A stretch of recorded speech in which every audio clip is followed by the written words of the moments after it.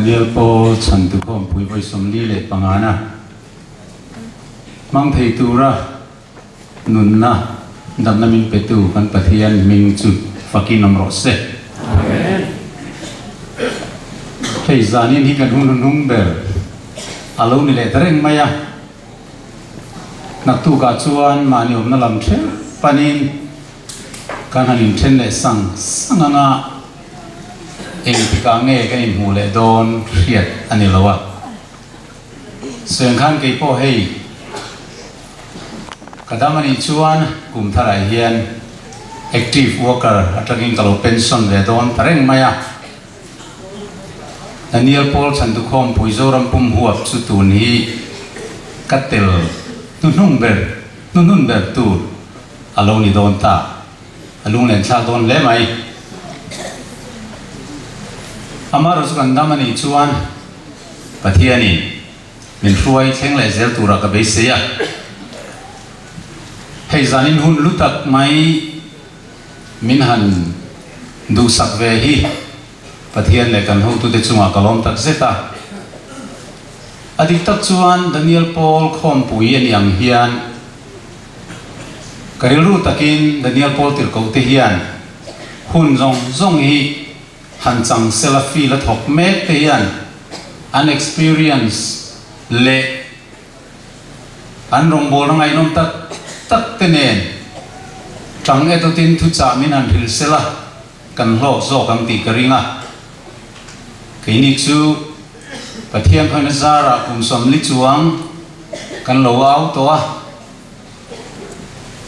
kan tha te polo thum ve to a za kan lo thing the to a zai na hian ka that lai ver vor ka o that lai ver vor ka ngai ko maya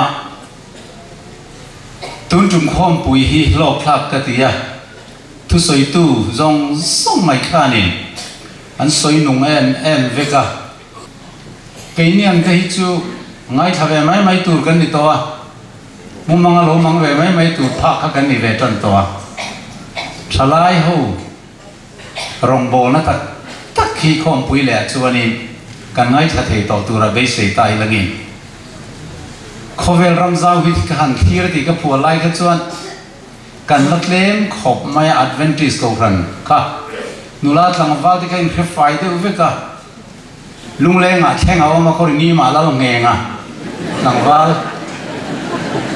bục à đen nhau mà hào lòng à đá lò mi nula khát tiền hàng cái phải đấy với cái này tu na rồi chuan khó sẽ chung point hay trong khó lòng lịch sử sẽ là xiết lục thăm in lâu về ta căn lâu về ta anh ấy thật thà kinh cả phiền lâu tai po ní langin ayo mi that tak in lâu chuộc dẻo đón tì hi chiang à chú chuẩn mình tiểu mẹ mà nè hay zanin hun to berai hian giáo thảo te ol to hồn te po kan chak zan te lo nia a hun to ber kan chang hi van nei chu kan ti viu rualin in thar hun na du khom maya cái ni thu soi thiam lo da kar thum lek thu soi chin tan chuan minit som li panga hun chunga han khung ve han tum chu a har viau thina ma se zainan hun bo chiat ka tum bi don lowa ka pian thar ve ni su pian thar ve tak po kan tumanga amaro chu ka thu soi du hi atam kho maya hei eng po ni sela pathian thu tangin yanin foilu pot mai tiang thu pon mong som ni le pan ni chang som ni kan thu pui hi kan chia nge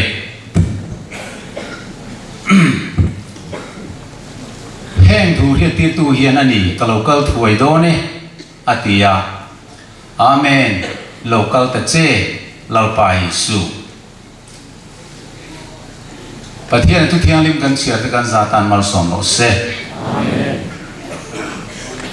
pathian thu dang lo ngai thachun zomila Ezekiel bung som pani sang som ni le pani mi hing fa pa Israel rama he thu fing toy in nei heng ti na nge ni khuwa lo rein in la na piang a thon le mai thin in ti hi chu wangin lalpa pathian chuan ti hi na ti ni he thu fing toy hi ka ti ba nga Israel rama thu fing toy an mang to ngai lo wang ni chu lo nai to a in la na tin thendik ni tu chu tin an ne na soi zok ro Israel fa te khan pathian thil lok na an thir thina ma sala ni kholo re ya thil lok na re na thon le mai tin an be dong thina ni amai ro chulal pan Ezekiel ne na hian he thu fing toy hi ka di bang don in la na tin thendik ni nai ti hian ne na va soi ro adiani chu zai na ka han chang than na chan po ania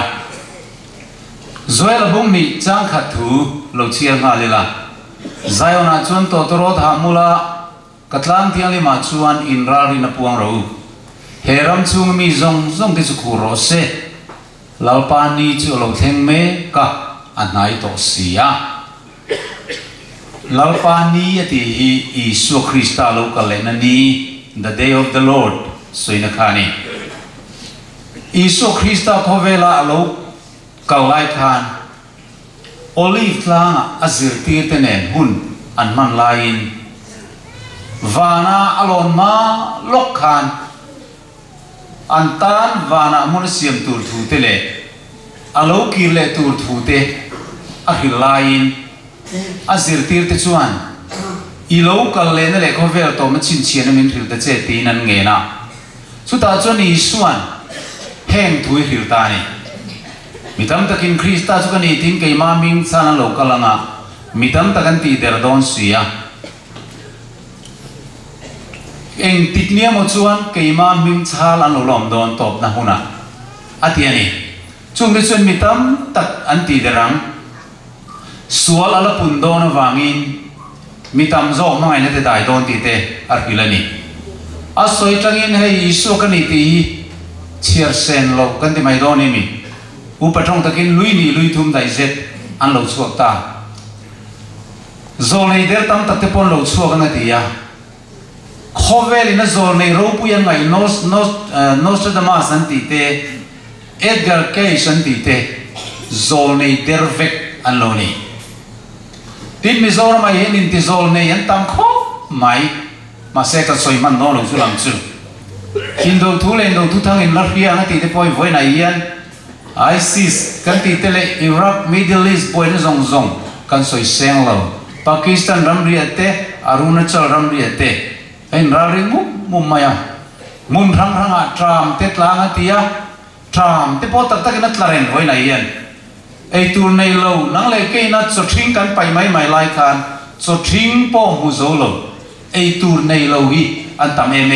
ani chu tiam chuan chu mi tan an chu dani ni tin mai anin me hing ei tur nei lo akum tinin in ti photiang makta duai somale passari ril tramin an thi ani tin noi khat singa sangru ni tin ril trama thi ang ania helai nau te po hi ei tur anai lo wa hei bong nu te awan ne thina ni khong ai thla kho mai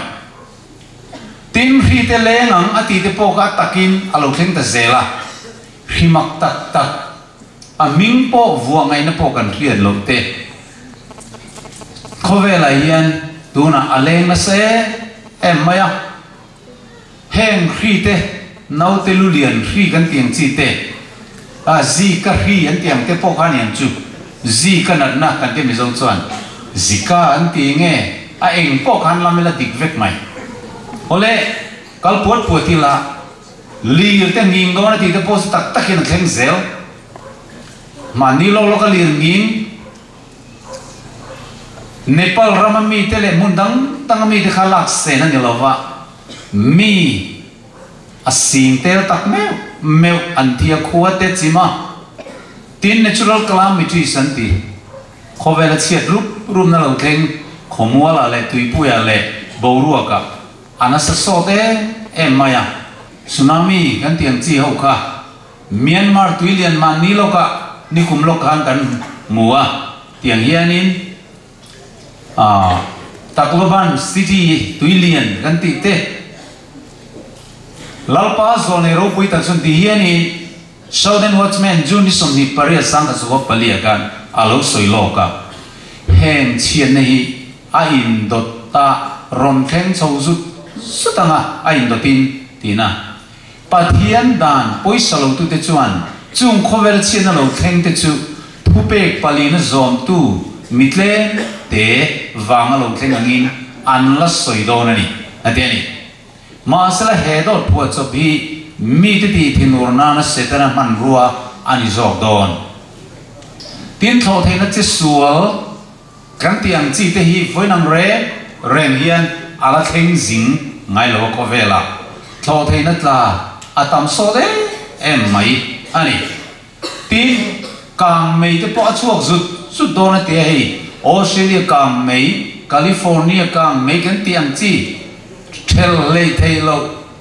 tin chiat na mak tak thil mak alo theng zut tamaya hey April ni som tum sang ni som pali ka ni hi Roswell River bird antia hi Berlin Switzerland antia hi ni Hisen alo luang tarimot mai ni mak tak main lui te kha an lui te kha Hisen alo changa tiang hi ni athang e mai nin ti mak tin an vakala hei sanghaman tu te po kha thi ang mai kha ni an va oma hei tuin tur ten va choi do na alo thi Hisen ang mai kha na lo mani le mathai phung somni pali sang som pani kha ni la li suan suala la pundo na wangi mi tam zo mangai na la dai do na ti ya a film dang hi chu karon kap chuang am lo wa ai muom te chau hi karon tiang hei ISIS ho te nun ron dan ti lalpa zol ne lo swengin tharau thiang limi khovela tranga lakson ani meu chuan tharau thiang lim kal san to te mi ring nun ron zi hi mi ring tong soi fia zorol ani lawang atiang mai khanin lai nat na reng om to lo mani tu le fa te po that du chu tiangin dan bo chinara ta tak mai anung chunga mi haw lum ri mo mai te kha mani til theng te kha in rianga anung chunga mi phum te tin mi ngong an tan mia mai te kha tun lai til theng ania tin an soi sak du da dan te hi hei lai na om lolo ti achiang le adang chen ngam ani lowa Bible chun ti hian lo soi ni tin nei hero ni nu ma chuan hun khir tak te lo manga mani mangai tu te tang dangai te tu intivate te chapo pa tian soi che tu nu le pa thoi lo lom na chang ke lo te thiang lim lo te mai na pian pui nei lo te huai kom bol te he tu te in sum thei lo te mi kol sen te thadu ho lo te verve te thu nu don lo te in ngai lu te ma pathian mangai ai mani mangai zok tu te ni don si hun nu nung chin chiana asoi hi voinang em hian a thleng fam kim lowang a an ti ani mi thiam ti chuan tun man sual na chu lo om sodom hun lai the point no hun lai the point am mai ro chu voin niang em a sual na chip chial le chung chuang hi a om lo ve an ti hi ala hei tu na point kan zora mai hian mi kan sual zia ngai tu tai la thalai nu le pa thu oi lo mut hun po hello tho hun po hello cell phone khoi char ringot mai thok pe si lo that che zor koi si cho he si pe kok te la chu man to du cell phone la phek lai du chi kha nu le pa tho chua zurui ngam kan tam so de em mai ani tun tum kan in khom pu khuan che kan lom le ling khopa zanin chu pangai tua le ta voin tai kho than le ka khan kan zia lo langa kan vak ta sung maya zain ten khan em pe se bi ki nom turi kan nom mang nang male khuan tha se la tiru chuan pathian hian kho che min khal khom ka ti tlat kan nun hi ada va to ni kan Christian na te hi atu ko ran ka soi lo Adventist chau po kan ni lo Presbyterian chau po kan ni lo Christian in chal reng te nun hi ada za zo to a suok kan ni zo to chu wang chun zai na hian ka chu soi tu ri aron ro chau tial do na tua la ya in tha mai le hen te hen ngai to ta lang in mi ruang tam zia te tu nai mu hi lu ru tian khom ania tu te ti lum nge hiet mia lo mo hotel tam ta ka zain ka thu soi then khat chuan in lo en ngam lo mai thaya ma se frank takin lal pa zol nei pe hel tu ya thu soi lo vin ani na ta ka thu soi tu ra ne tia wang kan soi mai zel don ania hotel tam ta ka hen mi ring sa an zuar sa to em ani hetiang in khovelin kan ma theng ngai ka re lo kan riat pak sina hotel tam ta ka hen mi ring sa hi an due ema king china rama te bi takin nau pang piang lim sa hen du le zuala tiang hianin nau te piang lim te chu an lei khoma an hem mina thenin a thenin an kanga katiang kan an fry boka an 18 ani hen te hi khove la hi la ngai do ni mi ti hi ngai tu tai langin ara thak me tak me Jerusalem chia da kan Rome si paiten Jerusalem an hual pin ka to wa ei turan nei lova pathian am chia ti turan mi sia khalo khenga an fa ti sa an 80 country ka ti lai kan tu na yen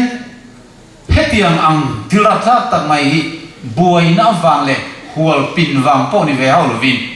mi in an hotel hlok nan mi pum chu nau te an lei trina an 80 ni Sodom le Gomorrah la kheng phak hau lo same sex marriage khovel rang legalize ania da na ngap au ania mei chia anin neya ko rang te poi hey United Church of Christ 25th General Synod nein same sex marriage an pom thuan titlua pastor tinai neitira United Church of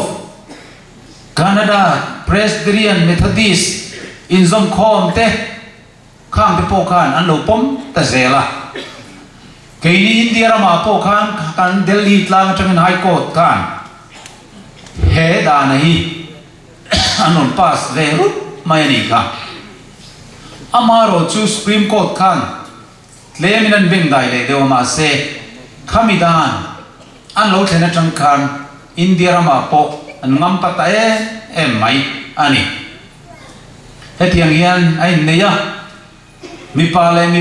ani neya danangin mei chia te ai neya Bible ka sual na vorto pathian tin urtong bochi sual na hian khovel adap tak meu ani tichuan Church of Sweden ate hei in muangin asia ka hian All Catholic Church of Netherlands te Christian Catholic Church Switzerland te All Catholics in Germany te All Catholic Church of Austria te khatiang khan danangin an lo pom te zela tin Episcopal Church le Evangelical Church America mi te po chuan pastoratan le pui thiamatan nen nge an lo rem ti chho zela chu tiangin ko rang in lo zom te zel ani Mizoram din mun Christian Outlook September sang ni som khan an han survey vea chu tan survey nuwa chuan ai zol ko pui bi ka chau kwan mi pa nei inang nu pa nga om dun za som ni tuak za som ni vel in ziak lut an oma sang ni som khan zathum som panga aron ziak lut le a ti chuan aizol kho puya ringo thiam tu na hian alo bera sang khazani vel omanga ngai ania chutiang bokin mei chia kha mi pa ai mala luar zok turangai kan ni heng kan soi hian avahan rak thak em tia ril ru khoi poi kan mangla han soi mai la kanu pastor biat chona thu soya chuan mo khovel sual na hian avor to kalo theng to tia soya Mizoram Christian tingai po mei chele mei chein nei mi pa in nei rukin lo tam to mai ti asoya sin anti TV an lo ena an nu chuan ani tak chumam te Korean film kha han mek te chok to em an theng a thong a kal lo khain pe hun to ni sti lam ko an kin lom lo Mizoram kan school nau pang kan student kan hostel nau pang te ngai te zinga te hian ram huai biang me te khatiang am nun bol lo kan min lo lu chil ve ta rombung kha chang som ni promisaria chumi wangin pathian in za thak taka hur palina hoisana an me che te me point an om dan pian pui chu dan lo anga om turin in ti dang lam sia mi pa te me point me che man dan pa ngai ban sana hurin anin i ta mi pa thalo takin in tia an sual man mu tu chon mania omani an moni pathian khiat an du lo wangi thil moi lo te ti tura adu lo zong ril nei phalin pathian a hoi santa ati chu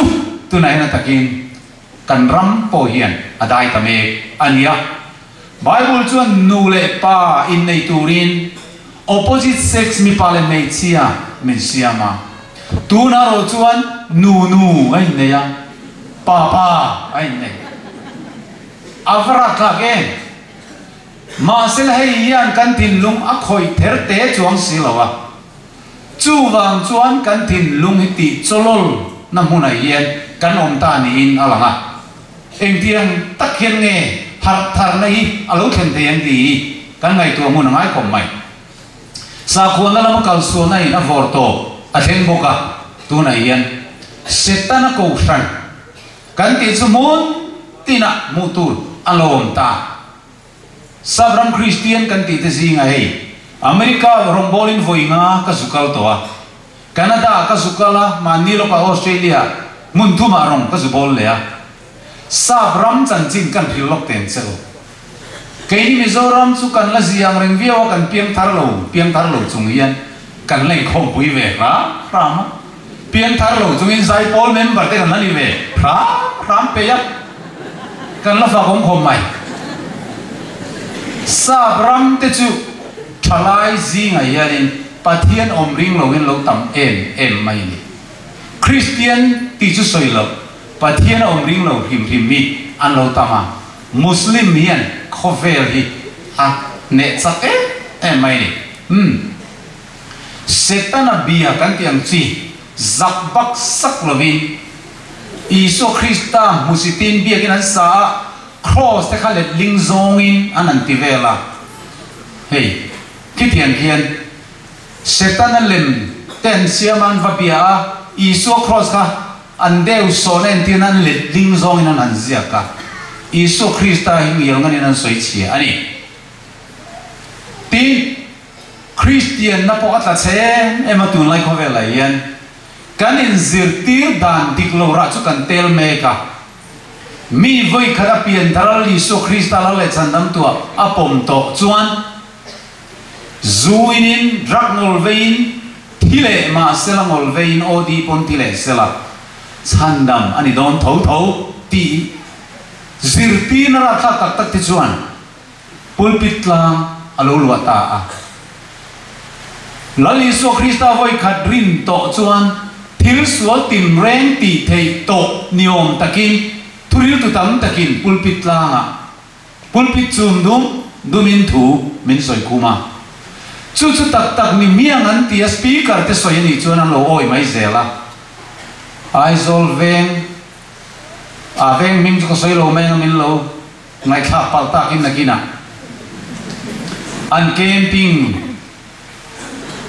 hong an fa papiang thar ho kha bas bang beng khan san dam kanita oh hallelujah tin aron ho thu panilai zana piam tharlom na testimony soina zanin khoma testimony ten han soin pian thar thu te an nu te pon ngai than lim khom mai an khom bang an hong chu mun nan rema an fa pa testimony soi zo chu ron rui lu le te cher mai den gnu rui lu ne o rui mi lu ne o gnu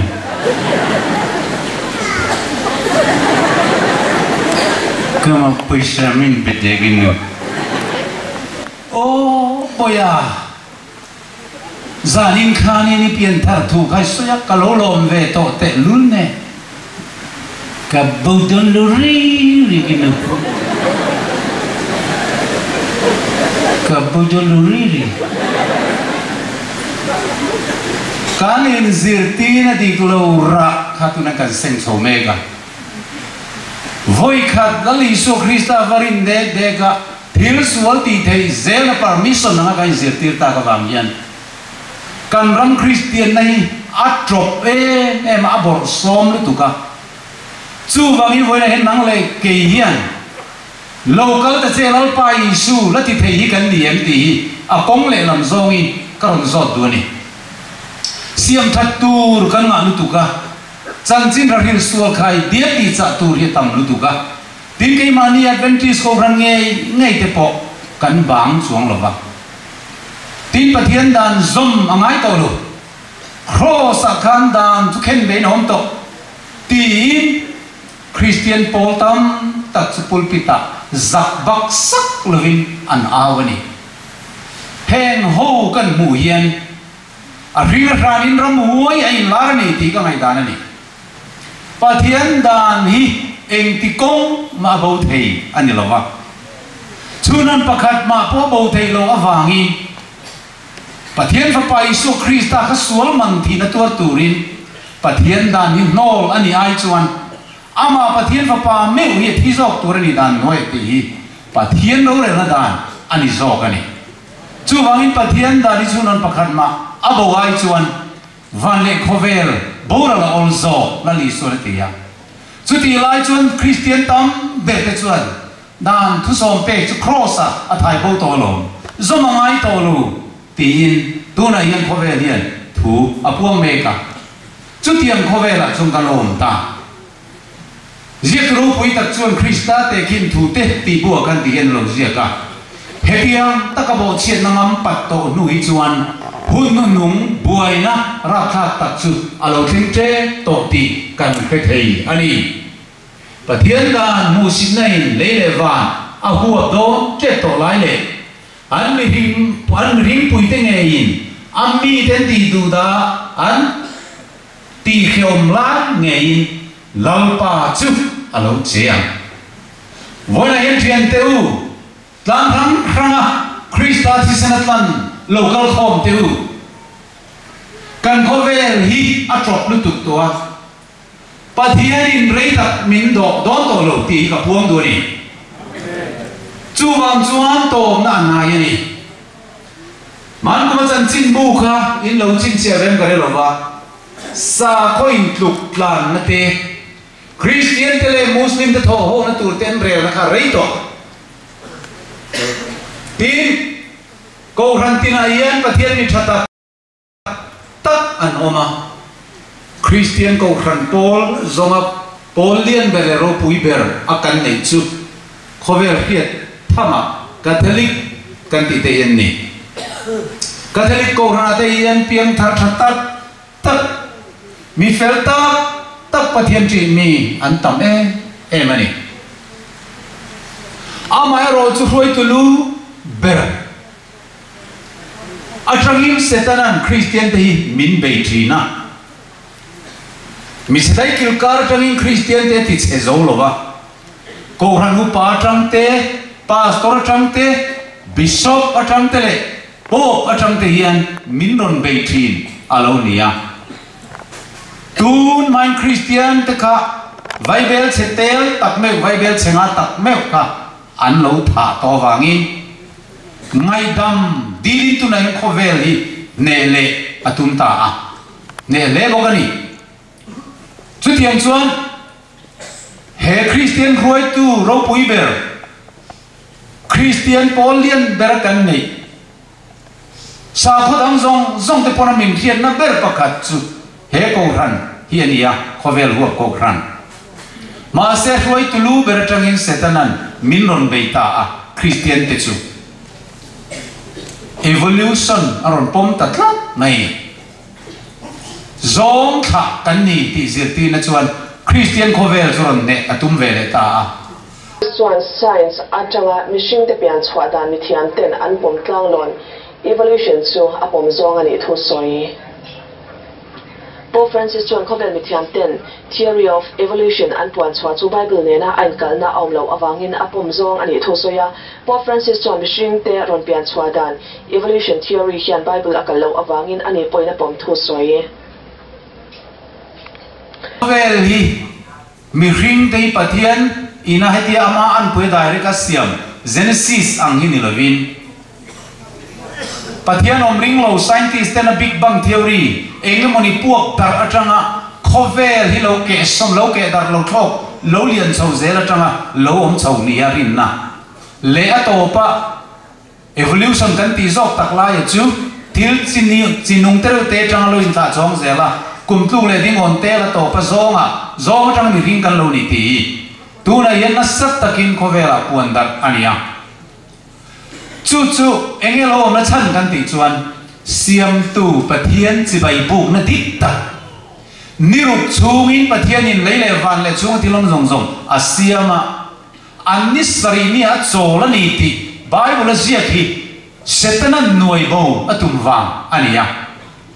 sumi chu teng ti kong mai na nuai mo thei don lo wa nang le ke ami khan a ko ran thiang lim ti hian siam tu pathian chi bai bo na dik tak chu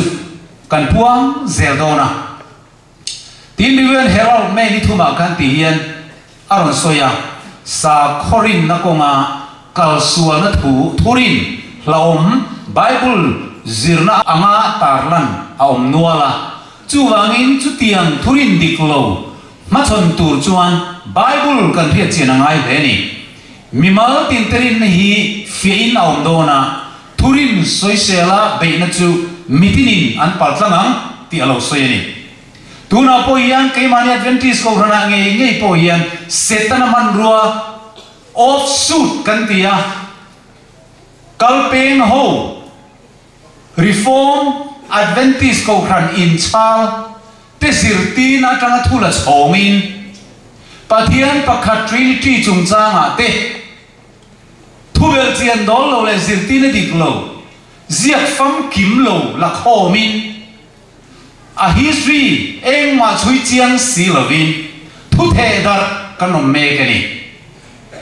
chung te su tu na yan setana man ruin ni ti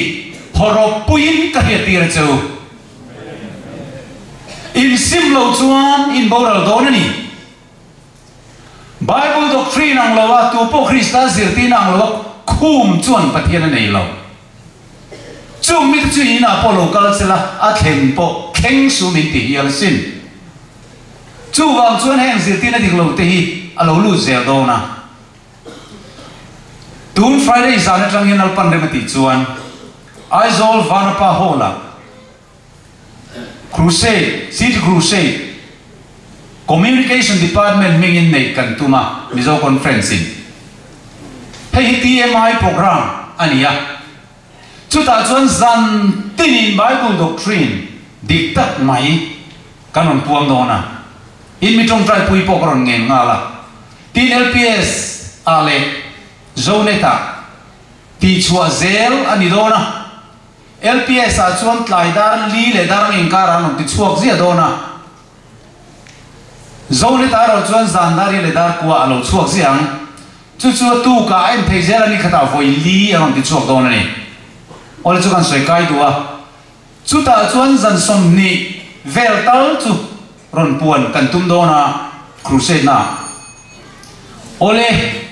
World Alliance of Religion Peace Summit Maniloka anneya sa ko inzom khom du na le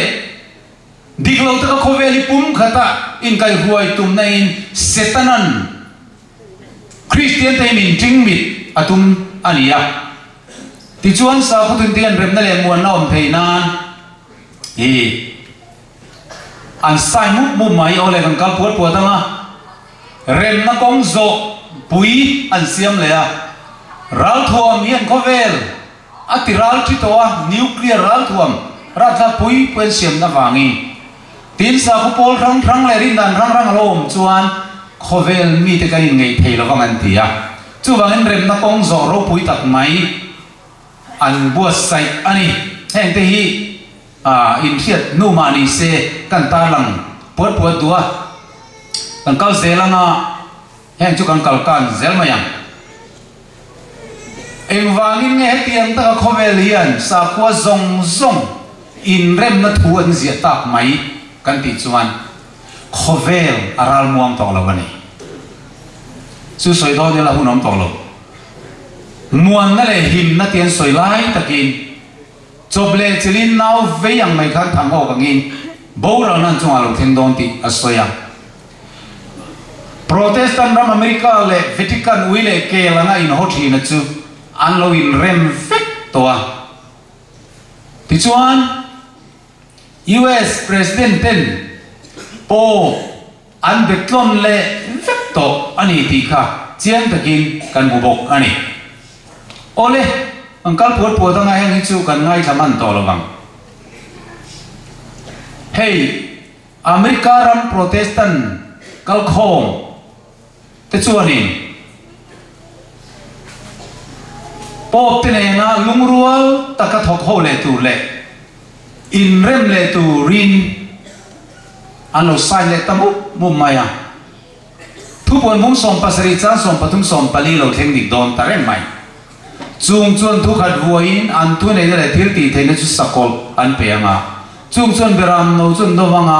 beram no chau tu te ho tu le la te la ni wangin an ni chu an anga tin an ne na om ko wa te thana te rino ma te chuan an nei bokang pathian tu chu thlen ma lo chuna du zong an ti na tu le tu ka lo wa na tur le an ram chu sakol ne an pe na tu rin pathian an thin lunga tir si zong khom khovel mi hring tele sa khua tel khom hi pathian philo na ro pui ta then ding na ani zo zam times po khan him man kum khan alo chua towa mizoram ko ran te po in zong khom an zai rel ta atrae pathian thu a in pum khat theila isu krista in pum khatila bible zirtina in pum khatila chu chu du thu samani amma ero chu tu na khovel in zong khom da ero chu mani sa khothurin the ringin mani sa khole mani pathian the bia in pum khat na ani tlot mai ani chu chom je tak chu cho pol mix khania asa trong tak chon confusion buaina ani zo kani tharau lama babulon luchil na nia bu se mona chon bua tu tene na bulem chu la khom ma se se tu la hal turin tel ro bu ro chu ka buina senglu ro kala tiang ati chu wala li suar hilo na ye theng dika khovel to bu seng chu isu local amen local ta che kan ti hun ki nia chu mi ma chuan bulem atel khom ma sakangai tlap ani chu bulem in tel khom mona kan din to wangin indonoro pui phek sanga soviet periada khan United States Protestant no witharau biak na lam hoi aban phar masaber tu ani khwal khurum thuk tak chukan in rom thil ti theina chukut suin chibayan bu kanga ti chuan hen thil pathum tang rual ngin na wang hian heram hian chiar rian na zalen na ara betin rom lama ti dana la sui do ni atia chu chu takin alo theng tamia mia mai ani pathian dan kal chia siam pop thu nei na zom tura thu pe ka siam tang chein kan ram hian fel ne na in zom chu ban san fel ti na ni yang Protestant hoin anin dai dan na lui pui pela tui pui pela Roman Catholic til ti te na kut anan sui huna le khwar khurum thuk tak mai kan tharau biang na an pom huna te he thil pathum hu ha wang hian kan ram hian Protestant ram le Republic ram ani la dan puan no la o ti lo na le agum na puan dar na rem changa pe khuna setan na chuan na satakin na a thok don ti le tom na chu nai tak zeti kan phe theyang ati at takin tuna kan dai to ni chu ti ni wang chuan tuna hian thunem sakhia soi hun to lo wa pathian tu hian ni nang tak kan soi lo chuan mian bo ral don an bo ral chuan ti sem mo kan chu ha phut don amar chu chan ching thar hil tur chuan piang thar lo ta na hil ve thei lo tharau thiang lim pol chang lo win chu thu ri na chu a thongot thei lo chu wang chuan ni Davidan olpa iche ta hunta tho hunta idan teng malwan siam ta si ati lai hun le tu ni nang le ngani ti chu wangin har na suakin khovel a hut me ka har na suak kan ti pathian dan le thu pe zom na keng tel chuang silo sual sim tak tak le thiang lim na le pathian tri na tak tak keng tel silo sa khuana har na emotional feeling cho tho na hian khovel a hut me ka tu na hian ma selal pana du zo ka chu pathian nung chang an na fam kim ne ya pian thana tak tak kan nei he duwa suwa ne na vor to patheng to suwa na se chikim kan mu to la hian pathian ni te nung changa I suwa an na se kim lalpan mu adu veta amen he pathian an na kim nung chang amen local ta che lalpa isu tingam tur nung chang nei tur chuan nang le ke hi tharau thiang lima kan har thar angai ta ani thalai rual teu zai pol member ni na khan san nam non lo cheu heng la te su sir chop thiam mai mai lom ama lo su tharau pian tar na su sir chop chi ni velo nei nei chi ni chu mi tharau piang thar mang si lo a ho in tol hu thu the music rim pui ne na in sem ho ro ta yen nun na om lo ni ke mani mi mal ti yen pathian ne na in zom na kan nei ava hu ne tin he ram chan chim thai nam zong zong khi tin turin khovel zong zong ar hi lom tur ni ya chu mi zo to na theng do na tiang in hei te nen zong zong tiang kan ho tu te chuan khovel mun tina TMI program total member involvement kha anon promote ti chuan hei Rwanda te ma ni lo ka khan anoi tel in baptisma sim tel in aron chang ta sung mai baptisma chang turan thu tiang lai in tlar khen en teu aizol la sipai la mol le thum li vela poleng lo tur khop ka tuna a ho in baptisma ni khat aron chang mu mai ani hei hian ange en tir kan ti chuan nang le ke kan thut mai lai hian pathian in tu te mo manga tharau chan dam na cho kal zela nang le ke thing pui le lo kai nial vela WhatsApp a kan post vel chung hian tharau thiang lim chu ti tur kha ti reng sin chu wangi tu na hian kan mai do ne mi he tenen teu ni khata singli sangli sa sari som sai pangai baptisma an changani lal pa chu pakinom rose amen ole hei tak mai ka du lai tak chuni ka tilokang mi chona pian thar vele isua akom mei zia chu mi dang khiat phil thuai chak thrina atin lunga chan na ma thu tak le thiang lim na thu chu khu bo the ni lo ti tuna total member involvement program lo chu ka kan van thu thei ve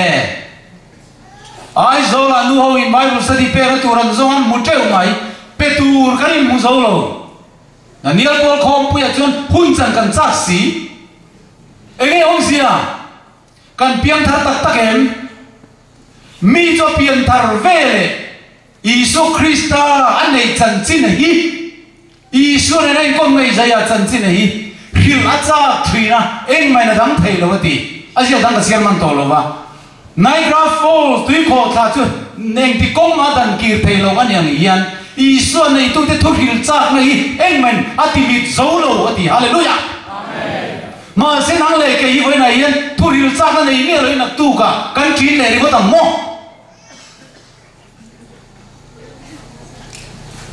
tu nu na hian danang lekasa khuana hian eng ma su ko to lo bon lam rong bon zong chu kan ti ve ni thei mà sẽ gilbot la mà mình lên mi tên ruale dai anh này lòng khan tharau thiang lim thiếu ti thấy nó giúp cắn này miệng lâu thấy xí tiếc lòng cái đình không bùi thế bồi tharau thiang lim tel miệng lâu program nó khát vét thế này amen tharau chuông miệng xí lâu program nó khát vét xí nó không thấy tất mà sẽ sai này nó tộp ra nên có soi đủ chu nào tiêu tharau thiang lim này lâu hiền nó cái bol to là bằng khai tharau thiang lim tel lâu không bùi thế bùa sai to là bằng khai tharau thiang lim lâu perose Adventist corona yen pa thian tharau cheveli mu alo khat ta ve Daniel Paul khom pu te kha tun ma chuan tharau thiang lim chevel kan mu thina zana te khan kan ho thei lova kan tlai war thina sin tum lui tlai war ne lovin tharau thiang lim pol nai tu na ro chuan tharau thiang lim chevel manifestation of the Holy Spirit kan tia hi mu tu rawang lu tu ole no dam lai thilom ziam kha ania no hun lai khan in sia thon duk soi man to lova savate ramsa te lo lut tamu ngu mai no thuril awangi lalpan no wa khaile lut to le khong ai no kong khar to don ti anu hen te so no lo ma soram san lu ngo mai mak lut tuk savate kau lu ngo mai an ti te khan mi tin lung kha em ma ani to lo anh tak mo tin sim anh tum to chuang lo chuan no le long a chung de zong zong long an lu nu alal pan khara chop le chinin ruwa sur lo ni sari khwal kheng reng ni ju kho cha tangin kho thanga atla ngai ta renga sum don ngai na sum dong renga nom chen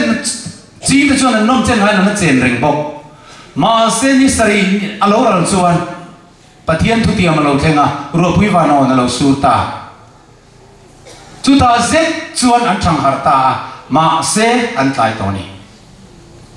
chu tiang je sun tu na yan kho sa ka kho sang ani tla sum dong ai kan sum dong mu mai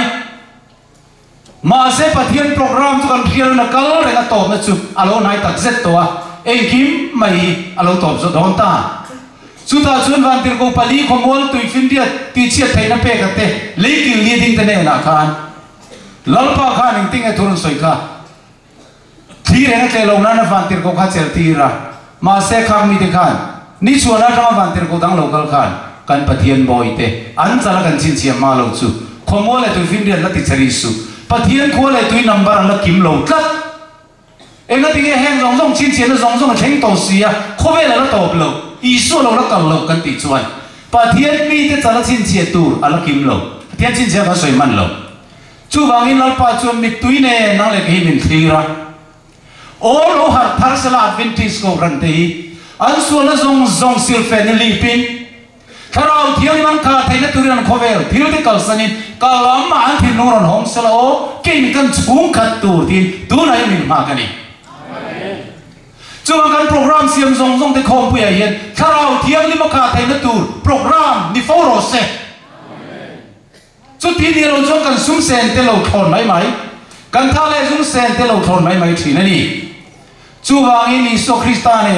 in zom nong kan le poi mo to beratan chuan he thuang kan di top tiang kan lo hau sa veta kan lo nei nung veta ka ra khom pui kal thei kan lo tam veta motor te bolero a travel bertenen ma se isuan kan nei lo ni hin lang fo mai a poi mo ber he chan chin ra hin na TMI program tel tur hian isuan ne in zom nong ne ngai ti hian ka ti top tu ni Madras sa puanin Dr. Thia tak mayoma Dubai lama azukala in lo faturan puit hi sanawang akho har kha chuan kum meng mazat ri lo ta khan alo hausata afanu panite pasal nei ve ve to ne na khan hei kalo ho do ne enge ka ron nang chu tiet sa anyo me au zo cholen mai ron hon kan du lo ka pa nang ma kan ngai ber che tin alo changa afun no pang zok chuan kaparan ka chak thi zungbun chumi khami cha treu mai ole te leita a han ho ta a airport an lo mo kai nan throi lu ta afanu chuan kapa nangma chawai na khorai o mai chuan hei in le lo te kan lo nei ve to pasal te nen pasal ang sunga kan ina lo lun mai ro ti nan ina hroi lu te ni ome chuan fanau pangjok chu lo kala pa thleng ti hia chuan kapa khong ai ka thil min hon chu atia rang ka chak thi te jung pun te le ngeng mo cha perfume te kha an pe a oi kolom lu tuk ti na ho ta wang ai na vain bela dar thalanga vain ena apa thil pe chu limpui em lom em mai ni chuan thalo ve a thani thathu lo ve a apa chu an ina akal hok lo mai a afanu pasok ina li khana omani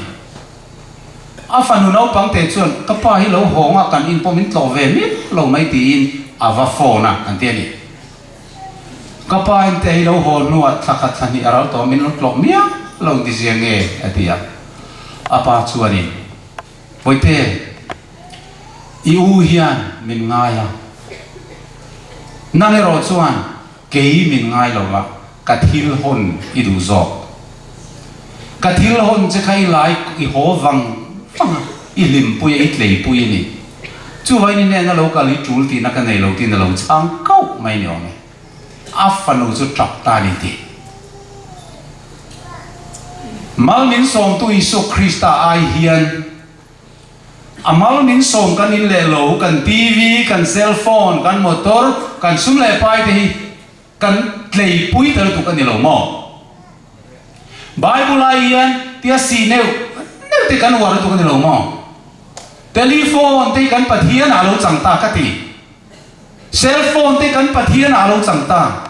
ji tho ve la yen masak ber khai nge bible nge i cell phone whatsapp ka se lo ve a thì mấy mày chia tụi con u nào tiêu ra này yên tôm nào con này tắc giết to i xua này là yên dòng nó nung con này em niro bui lâu khen đồ nó hay à tôm nào cái tiền tiền chơi làm mi hiện cái thì tôm đông cái thì chụp hay yên một thế em India ra mà thiếu khen cái này gì sao bây giờ cái khuôn cái khá lâu câu thút à Arhesa ho khani ruasu re na lama helai kang ro cha re ma se tuiron lian thut thina ni lao ro an ti point an picnic an lo lim lo to cell phone whatsapp an lo buaya choble chirin tuiron lian ta thut maya minute chan vein an tlaya an chuak man talo kan ma yan buaya rak tha tak mai thipui thin rim re thailong mai thong lei wi rangin alo theng don ani Christian zong te ne kan ma chon don maro chu la li so Krista ne ne in zom na nung kan nei chuan lim takin kan ma chon thei don ani heng thu khil khretir tu hian ani kalo kal thuai do ne ati amen local te chela pa isu tin zai na hian kan in bua sai thei to em amen local te che ti tu ri chuan dik tak chuan tharau thiang lima khata isu ne ne zom na nung ne ya he ti mai rong bo na hian kan tel ve ngai ni he chan chin tha hi kan thil chua huna tom na lo thenga nga isu Krista chu ni thiang lim delam turi ro pui tak na lo kal thoi tong tu na hi ka trong trai na hi ro ka hul pathian ni mi ngai thadu to lo ni ti khopin i lo om to em ma selal pan na la kal san lo che zaina ni sual nai sim du pot chuan in lam le la pathian ne na thu pa choi la a huwa zoma piang khan kal san te i thin lu chen turin Krista chu som la lali su nang ma ka du ber cheni than ti chin te tharau thiang li pol si lo chang le nge nge yang chu mai zaina hian amen local ka che lal pai su tia kan thin lung tak tak ka luin pe the na tur chuan he khom pui sai na tang hian pathian ne na in zom na thar in pol na nung experience thar kan nei le angai rong bol tu na thei to kan be le angai chan chin ra na rong bol na kan in man angai ni chu wangin a material amal som na ngei lo lim pui amal som na pe tu i suati zaina hian ka zo tu che lali so chuan ama hi len pui turin min du ni tinamane leng dun turin mindu kan nuna lal ber turin mindu chu ka thinlunga lalpa lal beratan zai tang ka thang du chia he khom pui tang ye saru kin min tin tir sula karin khom kal kong a kan hon huna po kong kan hon huna po hon kong a po zai kan hon a po i tharau thiang limo min thiat tila kadam chung ni ta kai pe ve do ni kai lan thar do ni ti kanomen chu kanom chon khong ai de ka trong trai du chuan ka thi to ma lang lo ding the mu le karin khom pui ho lama tal polol pa kong la ka min pol ro zari mun toy te fellowship a po min pol ro kalau le chan dam tu ka thang che nang ma ai ni mal som na ka lo tlei pui to kalau lim pui to min ngai dam la tu na chu nei mal som na min pe te ka san hian nang ma ka thang che thinlung takin kan ti phot chuan tharau thiang lim po na thar kan dong don ni pathian thu kan zatan mal som ro se trong trial lalpa chunglung ber min mangai tu wa na mi ente zai na hian kim chang lo tak le man mo takin ni chan chin tha kanan puanga khovel thil lo theng kan mu te hian to na chan chin min thiat tira ni lunga kan chen tak zet to ni ti min thiat tira ma sei mi te kan har thar thei mi alo engin nge min dal zai na hian la kiang la imal so me kan lo lim puya kan lo tlei pui lu tuk na lama nang ma zo hi kan lo thei ngil thin chen in kan thria min ngai da bang che amen hei zai na hian kan thinlung tak zet ni ma karin lan thar le a kan lo so to na zong zong ka min ngai dam la zai kan fellowship pa kan in por khom na tang te ne mo kan hon ko ngai mo kan zan mu ma ngai mo kan jing thoa kan hon ko nga in kan chen mai khongai takini mi local khom te i tharau thiang ni min thuam la i chan chin tha khil chak lia thei turin kan thinlunga nang chulal bera lo cheng ang che nang ma ne in zom na nung min nei thar ti leng che Isu Krista mingin kanon dile